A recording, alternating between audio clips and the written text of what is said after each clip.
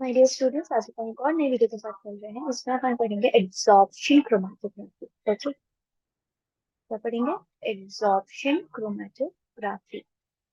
ये है unit 6। Unit 5 में हमने जनरल एस्पेक्ट पढ़ लिए थे। So today we will see absorption chromatography. तो सी, नाम से क्या समझ आ रहा है कि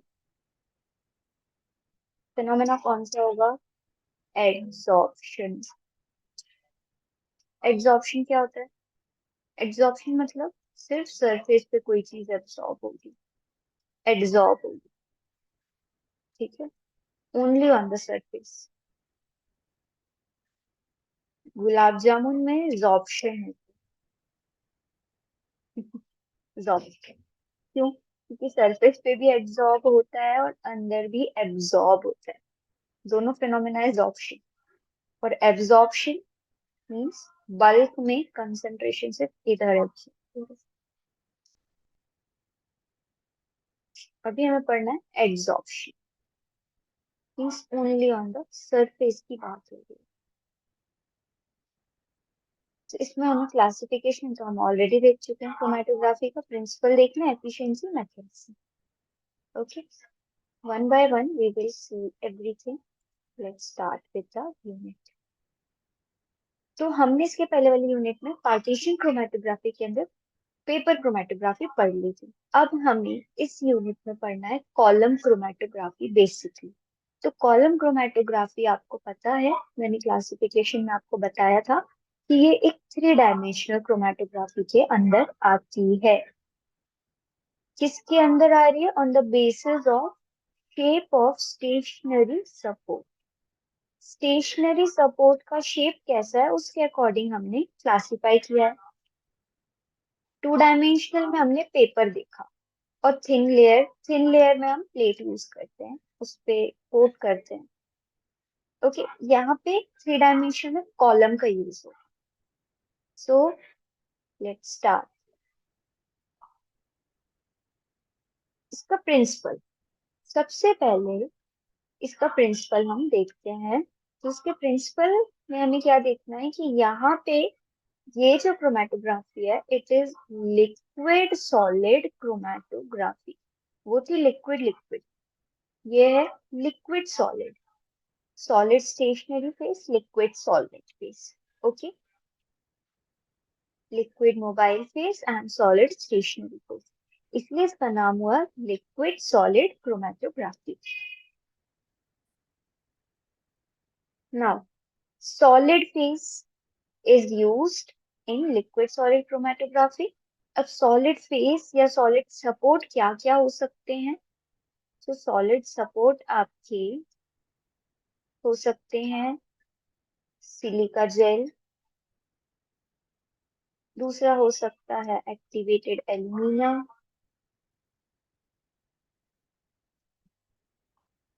थर्ड हो सकता है मैग्नीशियम कार्बोनेट, फोर्थ हो सकता है आपका calcium silicate, talc powder, then sixth हो सकता है फुलर्स अर्थ, है ना, सुक्रोज, सेल्यूलोज, पाउडर्ड सेल्यूलोज। ये सारे आपके सॉलिड सपोर्ट के लिए या स्टेशनरी सपोर्ट के जैसे काम कर सकते हैं ना। Availability of a large number of material, है ना, इस वजह से क्या होता है, वाइड रेंज हमारे पास अवेलेबल है कि हम स्टेशनरी फेस कोई भी चूज कर सकते हैं। Okay, in terms of surface area, particle size and type of absorbance. Now अपन देखते हैं कि ये आपको एक कॉलम, है ना, ये डायग्राम है। इस डायग्राम को अगर आप देखोगे तो इसमें एपरेटस दिखाया हुआ है इसका कॉलम क्रोमेटोग्राफी का। सो सी, ये एक आपका सॉलिड सपोर्ट है ना, और यहाँ आपने बीकर रखा हुआ है। अब इस सॉलिड के अंदर क्या भरा हुआ है आपका? इसके अंदर भरा है स्टेशनरी मीडियम। ओके, यहाँ एक नॉब लगी है। सो और ये स्टैंड से है ना, ये स्टैंड से जुड़ा हुआ है। So what is happening here कि एक कॉलम है, एक लॉन्ग ट्यूब, है ना, लॉन्ग ट्यूब है। इसमें क्या भरा है, इसमें भरा है सॉलिड सपोर्ट, मतलब इसमें कोई ना कोई स्टेशनरी फेस एड्सॉर्बेंट भरा हुआ है ना। अब हम क्या करेंगे, जो भी हमें मिक्सचर सेपरेट करना है उसको हम यहाँ पोर करेंगे इस कॉलम के। ठीक है, कैसे मिक्सचर कैसे बनाया, सेम वही, सॉल्वेंट लिया, सॉल्वेंट में हमें जो भी मिक्सचर को सेपरेट करना है उसको हमने इसमें डिसॉल्व किया, और डिसॉल्व होने के बाद यही चीज को हमने यहाँ पे पोर किया। ठीक है, पोर किया तो ये एक स्लरी जैसी बनी। ओके, स्लरी जैसी जो चीज बनी है फिर उसको हमने यहाँ पोर किया। नाउ क्या होगा, अलग अलग कंपोनेंट अलग अलग लेयर्स में सेपरेट होंगे। कैसे, कैसे होंगे कि किसी की एफिनिटी सॉलिड फेस के लिए ज्यादा है, मतलब स्टेशनरी फेस के लिए ज्यादा है, या किसी की एफिनिटी मोबाइल फेस के लिए ज्यादा है। जिसकी एफिनिटी जैसी होगी उस अकॉर्डिंग ये सेपरेट होंगे। ओके, तो क्या होगा कि वो कंपोनेंट मिक्सचर का जो कि लीस्ट एब्जॉर्ब्ड है सॉलिड फेस में, ठीक है, या उसकी लीस्ट एफिनिटी है सॉलिड फेस के लिए, वो क्या होगा, मतलब मोबाइल फेस के लिए उसके लिए ज्यादा एफिनिटी है ना, वाइस वर्सा, ये तो हम समझ आता है। तो वो फेस सबसे जल्दी सेपरेट हो जाएगा, तो वो हमें सबसे नीचे मिलेगा।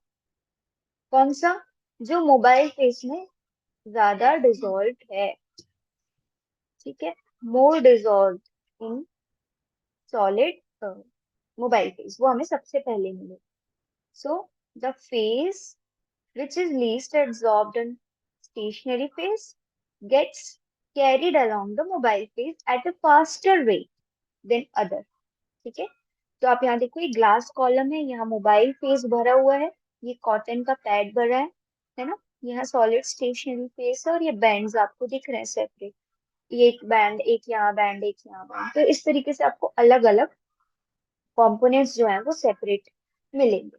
ठीक है, तो अब क्या हो रहा है, सो द मोबाइल फेस को हम क्या करेंगे, कंटिन्यूअसली ऐड करते जाएंगे ऊपर से। ठीक है, एंड क्या करेंगे, जो भी सब्सटेंस सबसे पहले नीचे आया उससे जो भी वो जो कॉलम है उसका नॉब ओपन करेंगे। नॉब ओपन करने के बाद वो सेपरेटेड सब्सटेंस को हम कोनिकल फ्लास्क में कलेक्ट कर लेंगे। ठीक है, नाउ डिफरेंट कंपोनेंट आते जाएंगे, मूव करते जाएंगे, और इसी तरीके से हम उसको अलग अलग फ्लास्क में सेपरेट करते जाएंगे। ठीक है, तो इस तरीके से हमारा जो मिक्सचर है वो सेपरेट हो जाएगा। ओके, ये आपके यहाँ पर एक क्वेश्चन आया है, name any two stationary phases which can be used in column chromatography. तो दो स्टेशनरी फेस के एग्जांपल्स आप दे सकते हो, एल्यूमिनिया दे सकते हो, सिलिका जेल दे सकते हो, बहुत सारे मैंने बताए। ठीक है, अब इस टेक्निक की एफिशिएंसी क्या है, ये टेक्निक कितनी एफिशिएंट है, अगर हम कंपेयर करें पेपर क्रोमेटोग्राफी और कॉलम क्रोमेटोग्राफी को, तो कौन सी टेक्निक एफिशिएंट है, या इसकी एफिशिएंसी कितनी है। तो ये बहुत ज्यादा यूजफुल है अगर हम इसको देखें तो। कैसे यूजफुल है, जैसे कोई प्लांट है, उसका एक्सट्रैक्ट है, उसका मिक्सचर है, उसके कंपोनेंट्स आपको सेपरेट करने हैं। एनिमल है ना, एनिमल एक सोर्स है, उसके कंपोनेंट्स है, उसके मिक्सचर आपने कोई लिया उसको सेपरेट करना है, या कोई भी ऐसा सोर्स हो सकता है जिसको आपको सेपरेट करना है और प्यूरिफाई करना है, तो आप कॉलम क्रोमेटोग्राफी का यूज कर सकते हो।